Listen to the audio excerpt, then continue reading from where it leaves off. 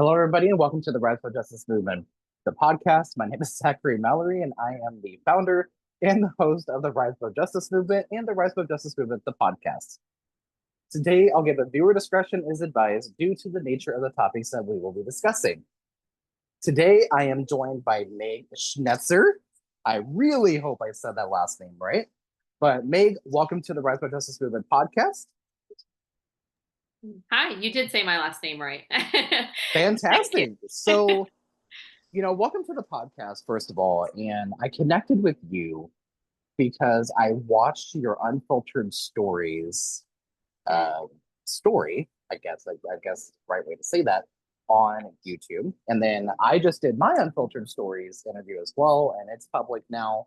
And I shared some things that I haven't shared before. mhm. And healing is definitely quite a journey. And there was parts in that interview that I shared that, like I said, I never shared before. And I'm just excited to sit down and talk with you and learn about your journey. So the floor is yours. Feel free to introduce yourself and walk us through your story, where you are now, and anybody out there who is listening. I do want to give another viewer discretion is advised due to the nature of the topics that we will be discussing, because this story is very deep. All right, Made, without further ado, the floor is yours, my friend. Great. Thank you so much. Thanks for the introduction and for having me on. I really do appreciate the chance to come anytime I feel like I can reach, the message and the really empower people to heal. Anytime it can reach a different audience or a broader audience, it's always an honor and a privilege. So thank you for that. My name is Meg Schnetzer. Did pronounce it correctly. I kind of live in two different worlds as I introduce myself, but first and foremost, I am a mom. Got four kiddos. I'm a wife. I am a student, actually, in my doctoral program at the moment. And then, amongst all other things, I work in the field of education as a chair overseeing special education programs at the graduate level. And then I have this whole separate world that I've actually come to find they intermix more than I ever imagined they would, which is a beautiful thing. But I am also a trauma trained somatic practitioner.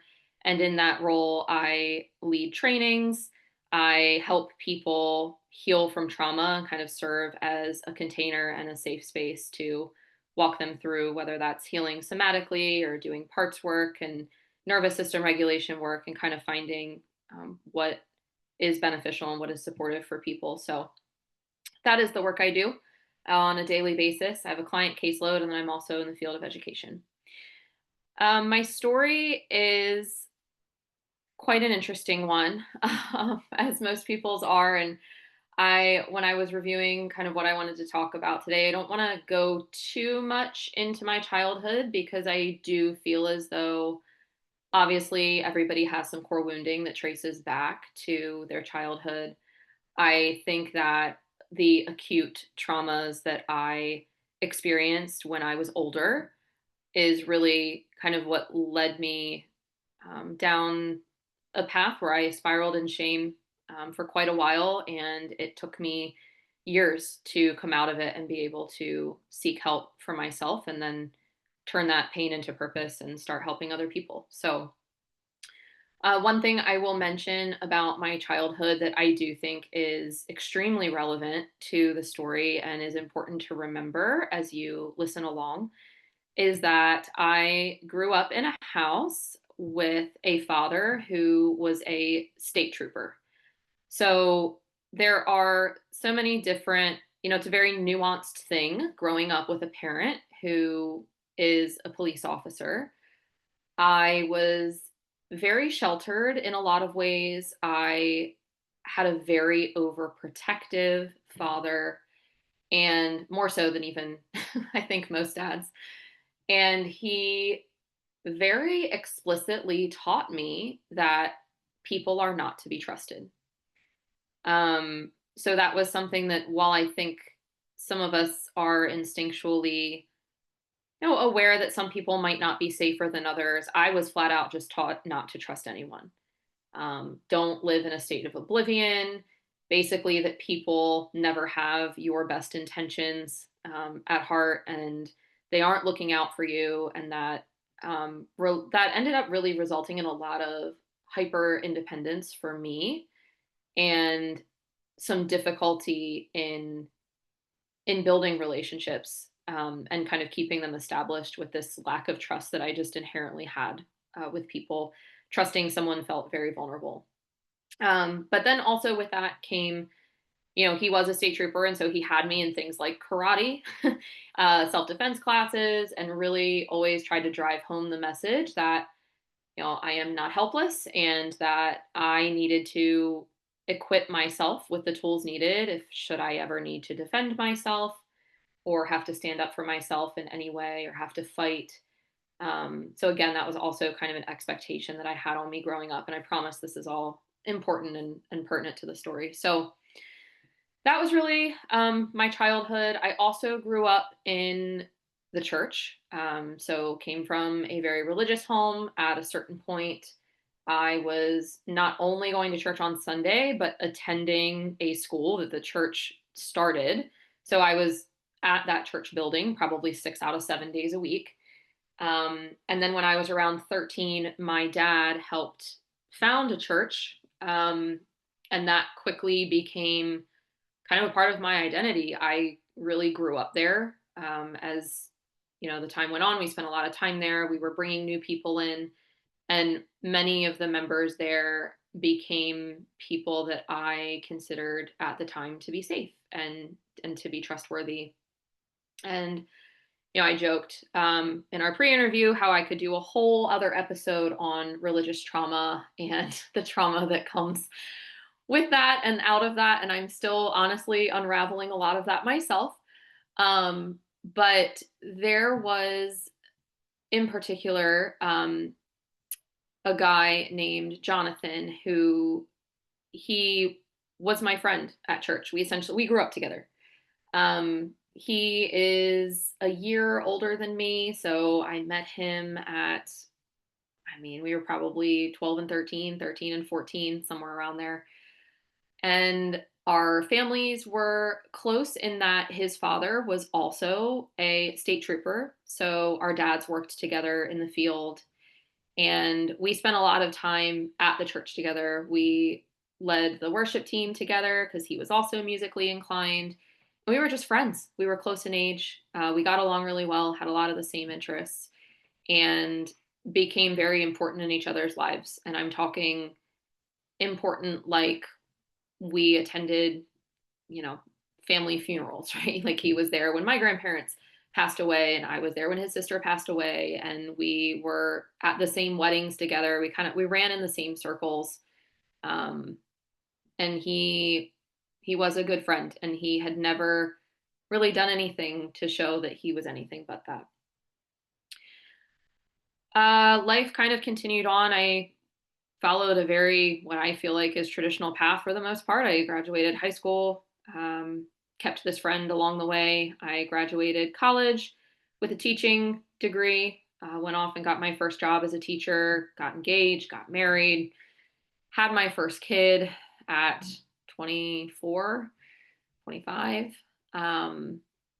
And at 27, my whole life kind of shifted, and I felt like the world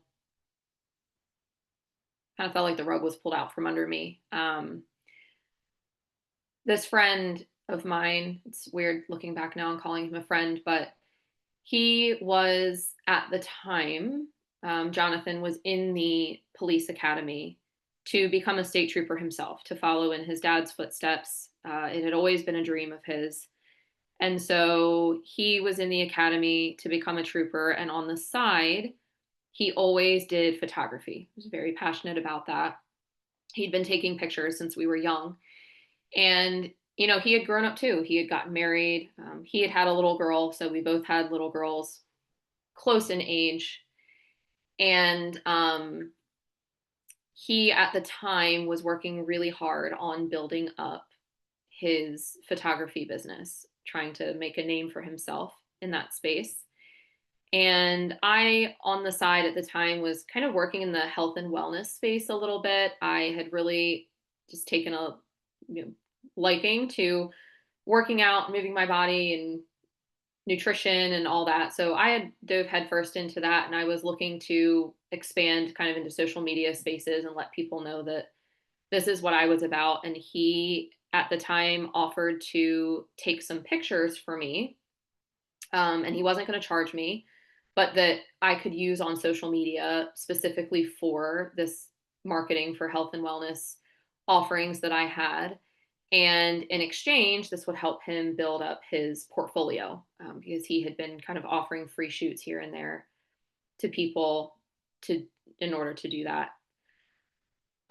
So it was July of 2018, and we had made arrangements on July 16th, for me to meet him, for a photo shoot. And we had done several photo shoots at that time. Most of them were outside at a place that, we had both driven to and met up at. And he lived in a town at the time about 35 minutes from me. So I had just planned on taking my stuff and driving up his way so that we could do the photo shoot.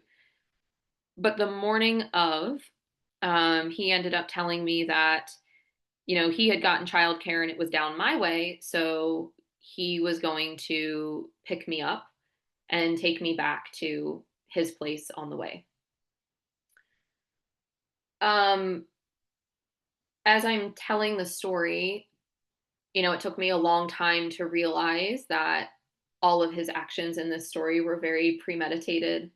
They were calculated and they were thought out, but I did not realize that at the time. And again, I want to stress that up until this point, he had not done anything, ever to prove himself dangerous, or not trustworthy. He had expressed interest in me, a romantic interest in me, years and years prior, back when we were in high school.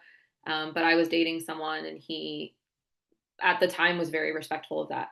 Totally understood, kind of laid off any, didn't make advances or anything like that. And so that was really the only time where things maybe had gotten a little bit awkward between us, but we were able to move past it. And again, like I said, we were married, we had kids, we'd moved on. So I agreed. He came and he picked me up and drove me to his apartment, which was on the third floor. I will never forget it. There was a spiral staircase on the outside, that you had to walk up to get into his apartment door. And this was around 10 a.m., that we started our day. So we got in. I was, unloading everything. I brought a bunch of clothes for outfit changes, and he was getting everything set up. He had just bought new studio lighting. He was super excited to try out and use. And everything seemed ordinary for the first 30, 45 minutes or so. And after that point, he went to his kitchen, he pulled out a bottle of wine and two glasses and brought it over and proceeded to pour two glasses of wine. I like wine. I did at the time, but I was never one to just drink at 10 a.m. Wasn't my personal preference, and it just felt like a very, uh, just an inappropriate situation or a setting, timing. I don't know, all of it to be pulling out a bottle of wine for. So I ended up not drinking, but over the course of the time that we were there, he drank pretty much the whole bottle of wine by himself, minus what was in my glass. So I thought that odd, but again, it wasn't anything that raised too many red flags. But over the course of 6 hours that day, I was there from 10 a.m. to 4 p.m. He would sexually assault me and ultimately rape me. It started very, in kind of small, movements. He would pose me for a picture and would touch me inappropriately. He'd show me behind his camera, like, look at this picture I just took. And as I was next to him, he would start kissing on me or kissing on my neck, or just becoming very, very uncomfortable, and knowing what I know now about the nervous system and the way that your body and your system reacts in those moments, I don't hold shame or hold guilt anymore for the way that I responded. But I wanted to run. My flight instinct kicked in. I wanted to run, but he drove me there.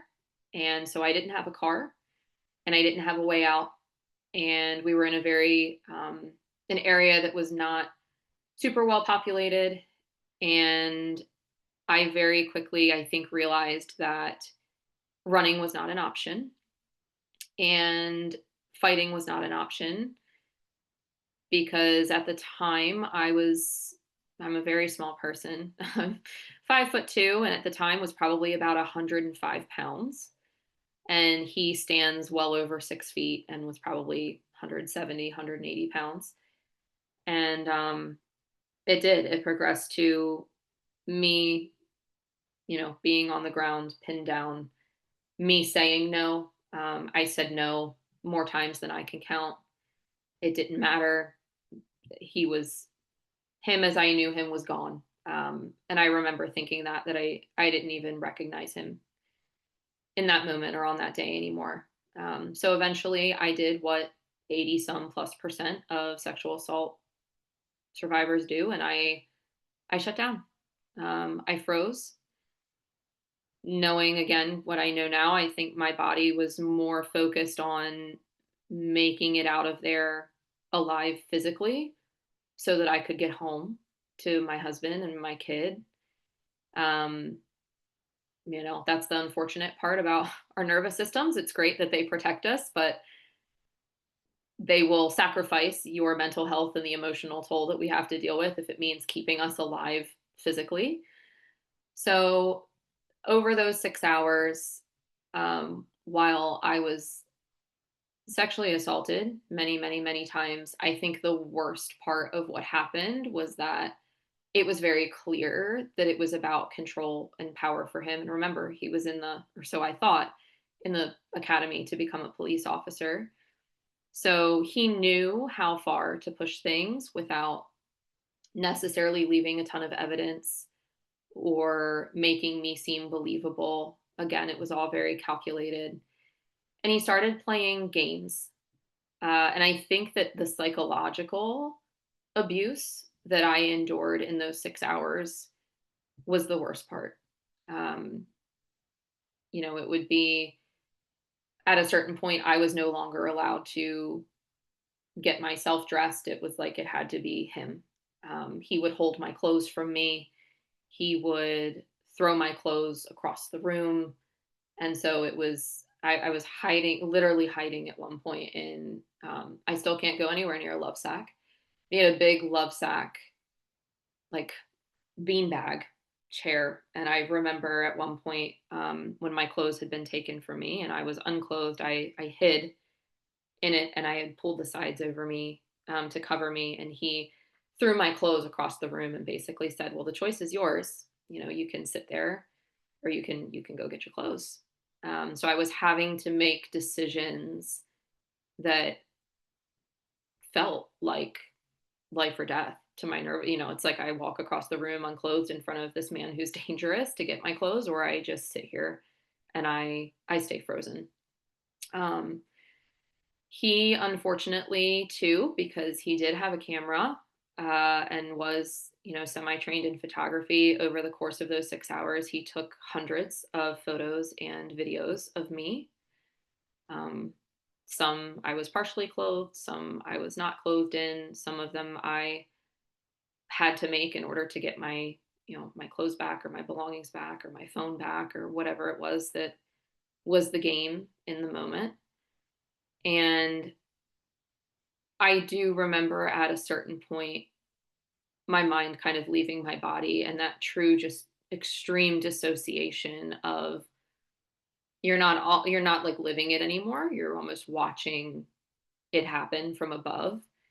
Um, which is it's a very common protective strategy. And around 4 p.m., for whatever reason, I think it was because his wife was going to be home soon from work, he decided that, he was done, with me and done with the day. And so I got dressed, and I remember walking out of the bathroom and seeing him clean up around the living room. He was trying to make everything look like nobody had been there. And in order to get out the door, he again had a demand, like a sexual demand in order for me to even walk out of his apartment. I remember going down and sitting in the car. I was in the passenger seat of his car, and he said, "Are you sure you grabbed everything?" And I said, I think I did." And he said, "Well, I'm going to do one last sweep of the apartment before I take you home." And I don't think it was until that moment that I realized that his wife probably didn't even know that I was there. Here I am, like, naive, thinking, "Oh, yeah, his wife totally knows that he's having a friend of, 15, 16 years visit." But he went in and he ended up finding an article of clothing that he brought back out to me. And he had gone as far as to clean out, wash and dry both of the wine glasses, put them back in the cabinet, and throw the wine bottle in the kitchen trash, and then take the kitchen trash out to the dumpster in the apartment parking lot. Um, he drove me home, and he got out of the car and he shook my husband's hand and thanked him for letting him borrow me for the day. And he left. And I don't remember much after that point. I think I was in shock. Um, he did try to contact me multiple times over the course of the next few days. He was editing photos, not not the photos that he didn't want people to see, but the actual health and fitness photos that he took intermittently, and sending them to me and saying, "What do you think about this one? Do you like it? I haven't heard from you in a while. Hope I didn't make you upset. Please let me know if we need to talk. I hope I didn't make you angry." And I just, for the next week, I don't remember much. Um, I remember feeling nothing. I remember just this extreme dissociation and like apathy. Like, I was disconnected from everything and everyone, including my daughter, which was so unlike me. I'm a very involved mom, and I am super present with my kids, and I didn't have the capacity to be.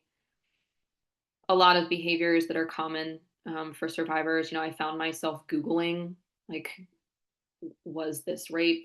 Was I sexually assaulted? Even though very clearly I was.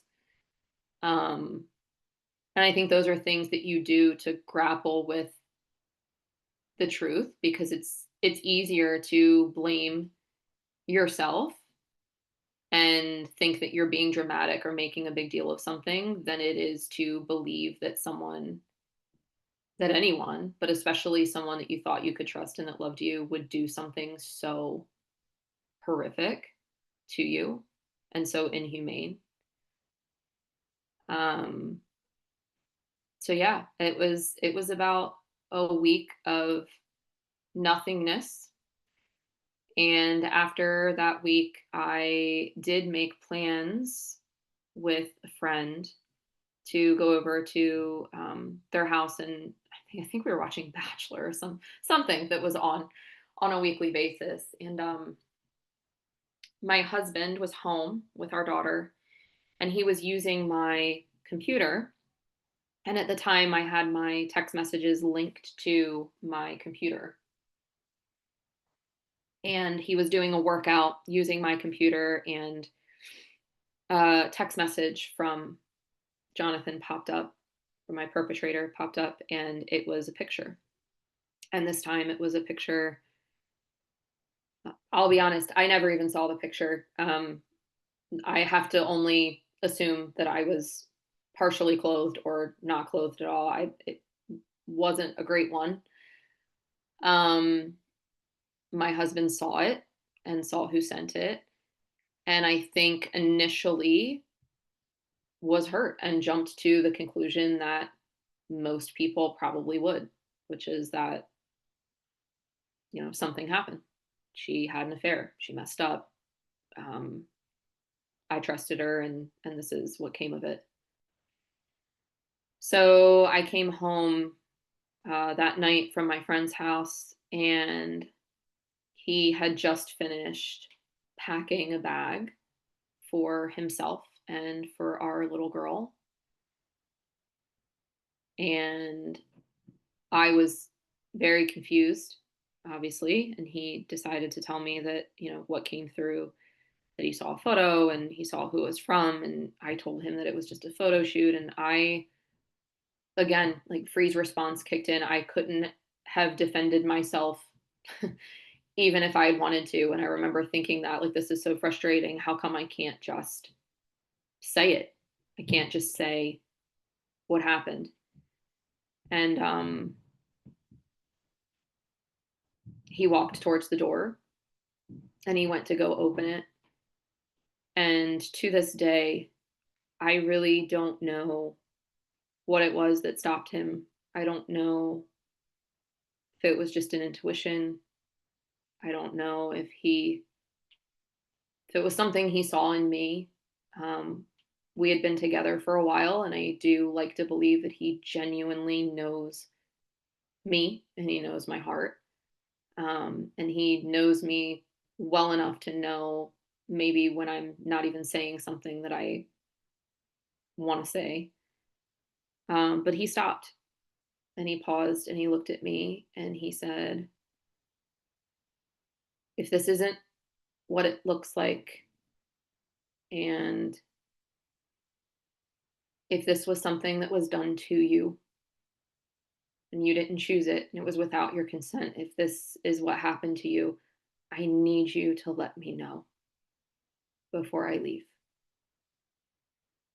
And I just broke. I vividly remember leaning up against the wall as though it was going to hold me up and kind of sliding to the ground, and just sobbing. I just sobbed. And he knew based on that response that it wasn't something that I chose and that I was in a really, really dark spot. Um, and I give him a lot of credit for that because he ended up telling me that he had noticed that I wasn't myself the week prior, that I was super disconnected, that I was quiet, that I wasn't engaging with the people around me in the world the way that I normally do. And I don't know how I got so fortunate to have someone love me like that, to love me enough to pick up on things that other people might think are small or insignificant. Um, but to pay that much attention to someone and to be willing to hold that kind of space for someone is something that I wish all survivors got to experience, because that absolutely, in and of itself, healed a part of me, that he was willing to walk back an assumption simply because he knows me. And I didn't say much to him that night. I mean, I confirmed that, yes, it was, it was a rape. Um, and told him that I was not ready to talk about the details. I actually wasn't ready, period, for that to come out or to even say the words that it had happened. The universe kind of forced me into that one. Um, and he held me all night while I cried. And the next morning, he encouraged me to go talk to a family friend who has a background in counseling, in Christian counseling. And he said, I think it would be better if if you can't talk to me about details, I think you need to talk to someone. So I did. Um, I went and not every detail, but kind of laid out what had happened to me. And I was met with questions like, were you flirting with him? Um, is there, have you ever given your husband a reason to think that you would be unfaithful to him? Um, very, very a lot of victim blaming. And it's interesting because I was in a dissociative state up until that point, but that interaction, the victim blaming and the lack of support, that is what sent me spiraling. Um, I just spiraled into a shame cycle. After that point, um, again, my husband was still really pushing me to get into counseling. I was not ready to go into counseling. And there's going to be a disclaimer I put here for anybody who's listening who's trying to support someone who's been through something like this. It is never a, a good idea or productive to force someone into a healing modality before they are ready. Um, it causes a massive amount of overwhelm in the system. And I think because the people around me loved me and they were telling me to do this thing, I wanted to take what they were saying was the logical next step. And I signed up for, just traditional talk therapy. And I was falling apart, falling apart. I had started relying very heavily on alcohol. Um, I was binge drinking very heavily on the weekends, Friday night, Saturday night, to the point where I was blacking out. Um, I couldn't remember, I didn't remember how I got home or how I ended up in certain places. I was getting behind the wheel like that. I was a lot of hypersexual behaviors. I was very, very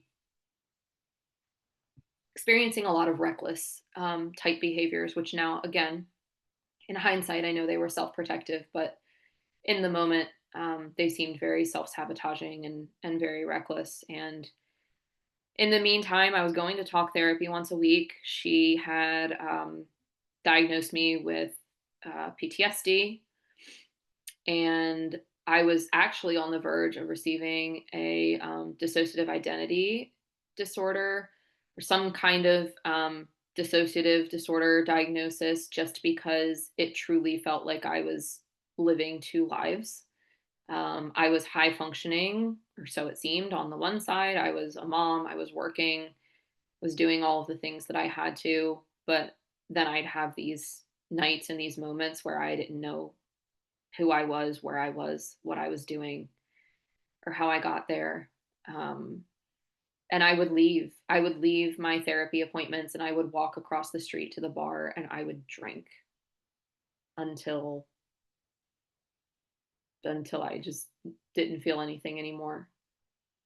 Um, so I was using alcohol to numb. I think sometimes I was using alcohol to feel something that wasn't pain or wasn't nothingness, kind of served a dual purpose.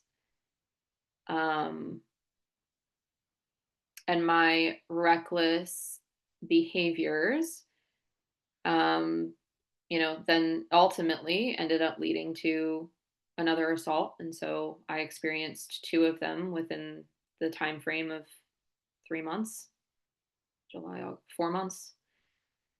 Um, and that kind of deepened, the shame that I already felt because I was drunk when it happened. And so I wasn't able to give consent, but I felt like it was my fault. And it was honestly just a spiral is the best way to describe it. I kept losing more on my grip of reality, and I didn't know who I was anymore. And I felt like that old wounding came up, raised by a trooper, can't trust anyone. And there were a few core wounds that it hit. One was that not only can I not trust anyone, but how am I ever going to be able to trust myself? If I didn't see this and I was friends with him for 15 or 16 years, how am I ever going to be able to trust myself to know if I can trust someone again? I held a lot of shame over the fact that despite my training and my upbringing and me always being taught to protect myself, that I froze instead of fought. I was actually most nervous to tell my dad about it when the time came because I felt like a failure. I felt like I had failed him in a way. I felt like I had failed myself, like I should have known better. I should have reacted differently than most people. And I was dealing with a lot of that too. So I continued to spiral, maybe not what looked as bad on the outside, but through 2018 or 2019, I actually got pregnant again. I had another kid, and that was difficult because throughout the pregnancy happened. Oh gosh, not long after the initial assault did, and I felt like I lost a lot of my coping mechanisms. I wasn't able to drink anymore or do a lot of these reckless things that were helping me survive. Had another kid, kind of masked with that, I guess, kind of hid behind, I'm better, I'm moving on, but nothing was being addressed in therapy that was helpful. It was a lot of retelling the same traumatic stories, which was keeping my nervous system stuck in activated states of fight or flight or even shutdown. And it wasn't until I was in talk therapy for 2.5 years. Um, and I remember kind of the final straw being a major trigger. In 2020, one day, don't ask me why I decided to do this to myself. Honestly, I think I was seeking validation, um, because when you choose not to report, and there are so many cons to whether you choose to or not. I didn't choose to report for a lot of reasons. One being that at the time I thought he was in the police academy. Two, his dad was the police, so I figured they would cover it up. And three, he had photos of me that were pornographic, and I was an elementary school teacher at the time in a district, and I just thought, if he ever decides to blackmail me or these get out, like I have my own kids here that I'm raising and I have students, and it was just there are a million and one reasons why. And being the daughter of a trooper, I had seen firsthand how bad the system is, how much the justice system just re-victimizes its victims, and it's not set up to be a win for the victim ever. Um, So I decided to not report. And I think I was looking for validation that he really was the monster that I experienced. And so I Googled his name in 2020, and one document came up, and it was a court document. And it was for him. He had been indicted on like 7 different felony charges, and they all revolved around sexual abuse of a child, continuous sexual abuse of a child. And so, after doing some digging, which was hard, by the way, because come to find out, his father, along with the police, practically hid the case from everyone. Because how bad does it look to have one of your own be a rapist and a pedophile? He had, for years, from the time they were like 12 to the time they were in college, had been raping two girls who also were a part of the church that we went to. And that had come out in his lie detector test, in his polygraph test, when he was, going to try and go into the state police. That came up. He had been asked the question if he ever had relations with somebody who was underage, and he lied about it, and it showed it, and then an investigation ensued, and that's what they found. Um, because of who he was, they pled him down to practically nothing, like no felonies. It ended up being like a misdemeanor. He didn't even have to get his name on the sex offender registry. Can't find him anywhere on there. They took the court case downstate to handle it so that it wasn't front and center in public. And he spent 30 days in prison for raping two minors over the course of 7 or 8 years. Um, which, in a way, I think validated not only that he is the monster that I thought he was, and I guarantee there are others, but also that I think that I felt as good as I could possibly feel about my decision to not report, because if they decided not to take a case with children that seriously, I just remember thinking, imagine how I would have looked trying to report and it being my word against his. So, 2021, I discovered someone who was offering, wasn't just talk therapy, it was somatic healing, it was somatic work, and it was learning about the nervous system and how it interacts with trauma and our internal landscape, and just how trauma is stored in the body. And so it needs to be addressed in the body as well. And it changed my life. Um, I spent 12 weeks in the program. And in those 12 weeks, it changed my life more in 12 weeks than 2.5 years of talk therapy did. And I also want to put a disclaimer, I am not dissing talk therapy. I think talk therapy is wonderful, and I absolutely think that it has a place in the healing journey. I think it's important to be listened to and heard and held in a safe space and to be validated. I just think that it's one slice of the pie, because we all are different, and it would be naive to think that everybody heals the exact same way with the exact same modality. That's just simply not true. Especially when we all react differently to trauma. So that was life changing for me. And I was so passionate about it that I decided, I didn't know how I wanted to turn my pain into purpose, but I wanted to somehow. I'm not the type to stay silent about things. And so I wanted to use my voice, but I wasn't quite sure how.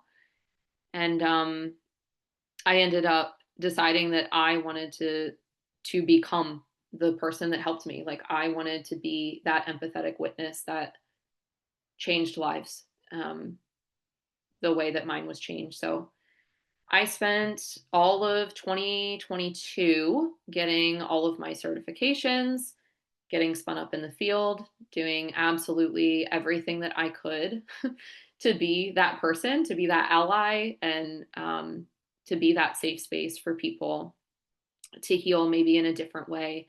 I get a lot of clients that talk therapy, or that they've just kind of exhausted their options and they feel like they're hitting a wall, and that's where I was. And so personally, I had experienced that and I wanted to help. And so yeah, I think I've had a lot of healing moments along the way. Um, I was validated by an officer who also told me that he had always had concerns about him, being a pedophile and being someone who was unsafe. I actually had a dinner with one of his other victims. I think that that's a really rare experience. It's one thing for victims to kind of be a community of, having experienced that same trauma, but to have had experienced it at the hands of the same person, I felt like we were just able to relate to one another in a way that is really rare. Um, and that was really healing for me as well. And yeah, I've spent the last few years really just fine tuning my craft. And I've had lots of clients. I've helped hundreds of people heal. I have them from all over the world. And now I'm breaking into the space also of like training and professional development. So I'm not just a practitioner and a client in a one-on-one container anymore. I'm really passionate about on a broader scale affecting change and getting into school systems and getting into police stations and getting into medical spaces and taking what I know and trying to build resilience and kind of put in place some protective factors to really support um, survivors in a way that's sustainable and teaches them how to self heal. So that was a lot. It was, but I'm excited. You talked literally for close to 40 minutes straight, and I absolutely love this because that's what this podcast is for, to amplify the stories and the voices that don't reach the headlines, right? And Yeah. we believe in the power of storytelling and using our voices for collective liberation. And that is something that we pride ourselves on at the Rise Above Justice movement, which we are a grassroots movement of sexual and gender-based violence survivors and allies coming together to fight for the marginalized voices and understand the true complexity and also understand that it does take all of us to come together to eradicate sexual and gender-based violence, domestic violence, gun violence, trafficking, Mhm. image-based abuse, etc. And then also, fight like Christian nationalism because there's a lot that goes into that too. And like you said, um, you and I can sit down and do a whole another episode on religious trauma. And oh God, I think we're gonna have to do it because I think so too. I'm actually really excited. We're sitting down with some other survivors. We sat down and talked to Jess Michaels, who's a Yes. 1991 Jeffrey Epstein survivor. Yep. And obviously, right now, that is a very hot topic for a number of different reasons. And, shameless plug, release the goddamn files. But it's we have quite a few of the files, and there's some very interesting things that are coming out. But Sure. um, overall, we remain committed to sharing the most marginalized voices. Yeah. And oftentimes, Jess Michaels said this during her interview where she was talking about, the common responses that we have whenever it comes to going through trauma, like literally in that very moment, Hmm. is fight, flight, or freeze. Yep. And there is another one that is called On. fawning. And I On. just I just learned about that, Oh yeah. Yep. but it makes entire sense now because that's what I experienced. Yes. I just didn't know the word for it. I just knew that I froze, but there's more to that than that. And I just learned about that. And I was like, oh, this makes entire sense now. So now I'm educating other people about it because it's like, oh, did you experience this too? Or did you experience this? Or did you see this? Or did you feel this? Yeah. And Yeah. those are more obviously off record conversations that are not recorded because that's something you don't really want to. I mean, I'm comfortable talking about mine, completely, but not everybody's at that same Hmm. stage of feeling that I can talk about it without shedding tears, kind of like how you do. Yeah. And because we've done it so many times. Yeah. Yeah. And I know it's helping others, but my podcast episode will be coming out very soon where I do an unhinged deep dive into my own story. So stay tuned for that. But, you know, whenever we think about healing, and this is not just in your name on social media, but whenever we think about healing, we think about what worked for somebody may not have worked for me because there's a reason for that. And we need to recognize that healing is not linear, it is complex. Whenever we recognize how complex healing is, that is when that true journey can begin. Mhm. So we receive DMs on our social media. I mean, we have 237,000 followers on social media, across social media, mainly on Instagram, but we receive direct messages every single day like, how can I share my story? They send us like paragraphs. They're like, here's my story. And I'm like, oh shit, I was not prepared for that. Yeah, yeah, But people are so adamant about sharing their stories, and I absolutely love it. But I also want to make sure that they're in the correct headspace to share that story. yes, So I always check in with them, like, okay, yeah, we can do a podcast episode, but I want to make sure that you're in the correct headspace. And there have been people that have said, yeah, I'm in the right headspace. We begin recording, and they're like, wait, actually, I don't think I actually am. And that's completely valid because it's like, and consent can be revoked at any time. To anybody out there who's listening, yes, it can be revoked at literally any time. And, I wish I could tell my perpetrator that anyway. yeah, Um, yeah, but exactly. what has like the healing journey looked like for you? So yeah, getting the certifications and working with other, survivors, etc. But what do you do to stay active Yeah. outside of everything that you do as a somatic practitioner? What else do you do to kind of like deal with that stress and deal with Mhm. anxiety, especially right now? There's a lot going on nationally. Like there's just a lot of things going on. So what do you do to Yeah, stay positive? yeah. I love that question, because it is, as you mentioned earlier, like it's a journey. It's not a destination. It's something that we're always learning, and it's in flux. It's always shifting. One of the biggest things that I do is I intentionally check in with myself. And I know that that sounds probably kind of simple, but it's so easy to get lost in everything that we do, in the day to day.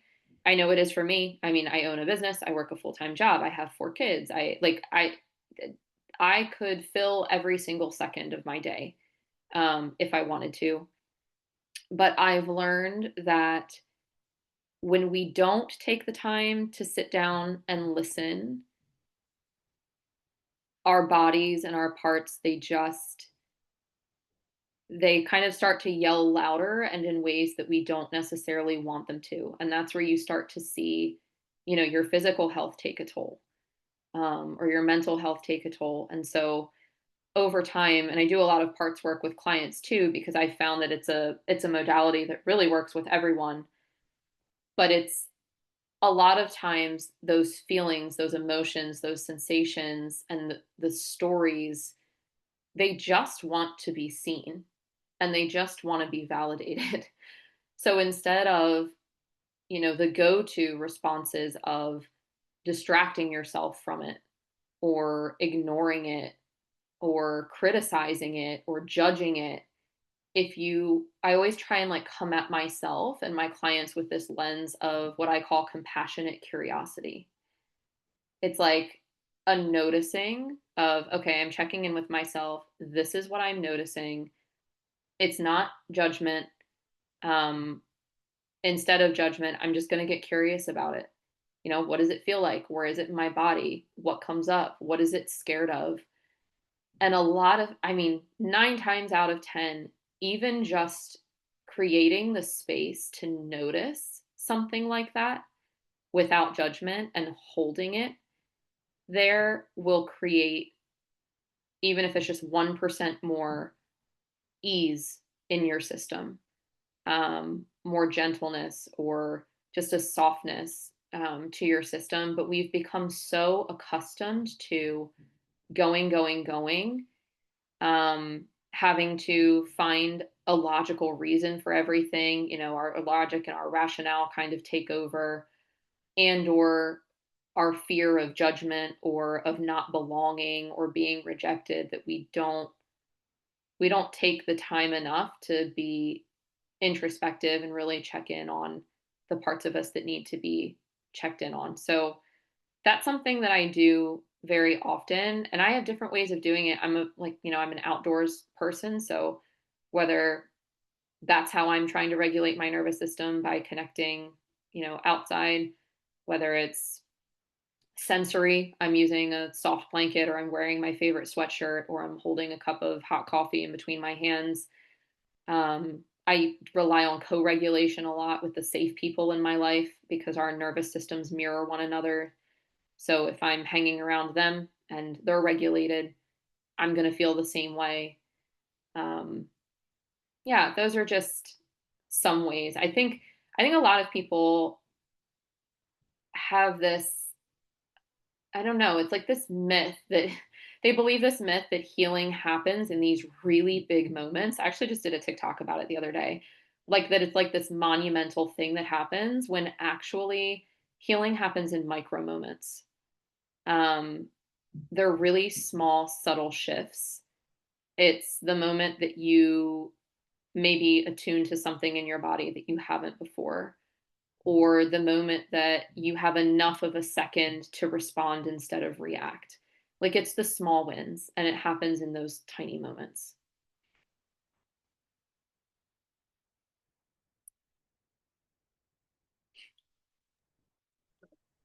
Oftentimes we hear about those tiny moments adding up to something really, really big, right? Yeah.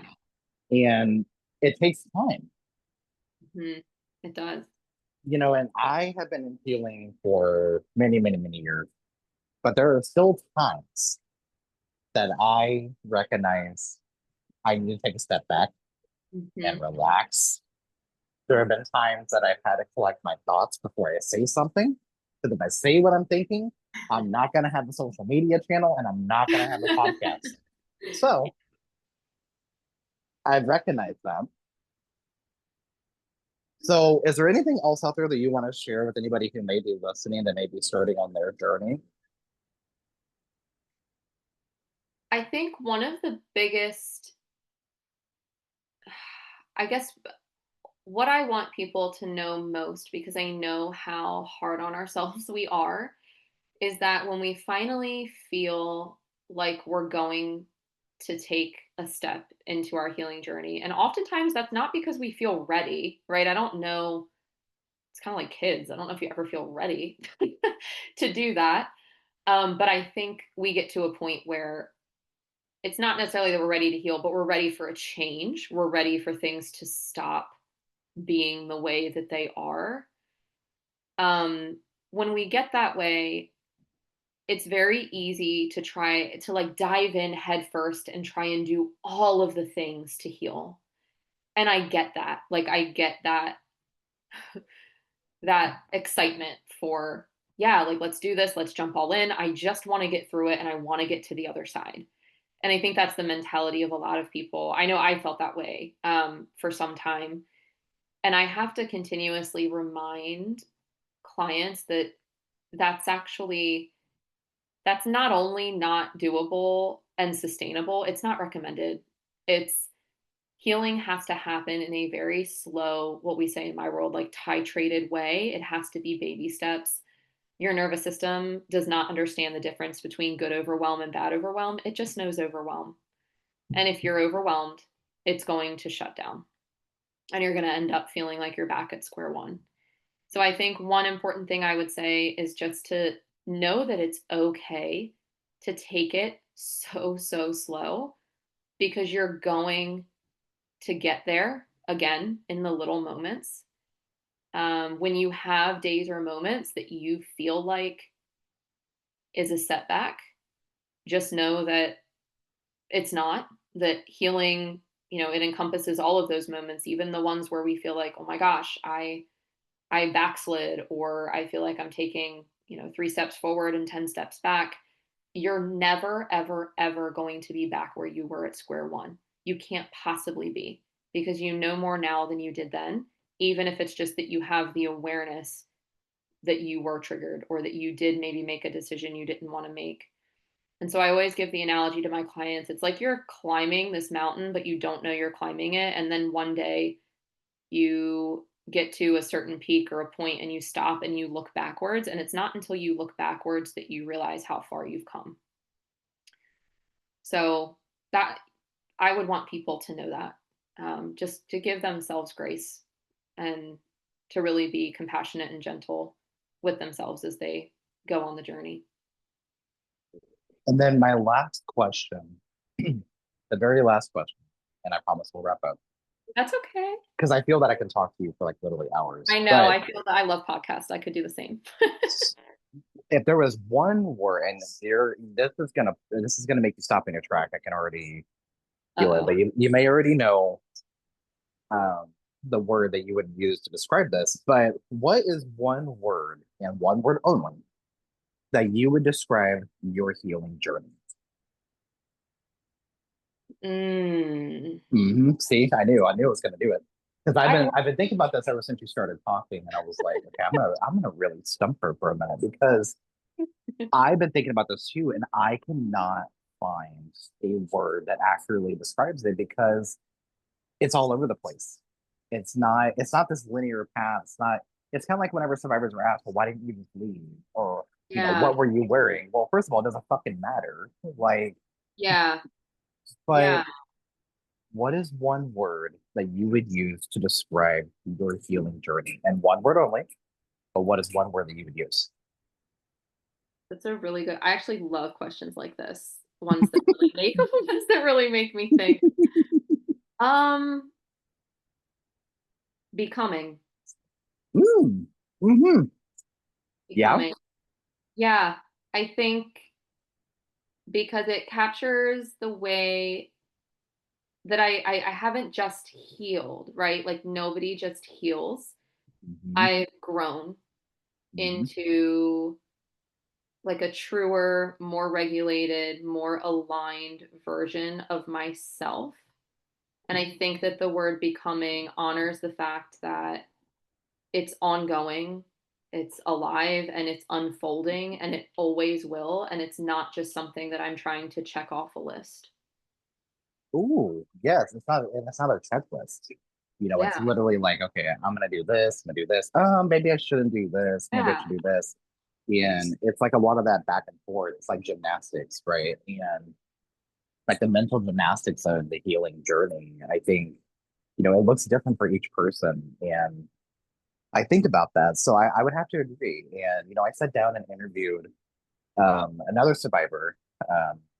Her abuse happened in Canada, and thinking about how that system is and like versus our system, there's not a lot of differences. And Yeah. I'm seeing a lot of that from other countries that I've been talking to too. I talked to somebody in Australia and a couple people in the UK and mainly Canada and the United States. But I'm reaching out to some other people and kind of seeing what's going on in their systems too, and kind of recognizing what's really happening. Mhm. Um, I interviewed a survivor named Amanda Carrasco, and she wrote a book about her journey, and it is called Becoming the Brave One. So whenever you Mm. said becoming, it made me instantly think of that because, and also if anybody out there who wants a book recommendation, highly recommend reading Amanda Carrasco's book, Becoming the Brave One. I think is what the title is. It's something like that, but you can just search Amanda Carrasco, author, survivor, and you'll find it. But it is such a beautiful testament to her story and her experience. And I admire her very deeply. And that was a really good episode. Um, but May, thank you so much for coming on the podcast. I greatly appreciate you. And to anybody out there who wants to follow you on social media, what are your social media handles or website, and how can they follow along on your journey? Yeah, absolutely. On Instagram, I am at underscore heal with Meg underscore. And then on TikTok, I am at Meg Schnetzer. All right, perfect. Thank you so much, my friend. You take care of yourself, okay? Awesome. Thank you so much for having me on. I appreciate it. Thank you. Bye. Bye bye.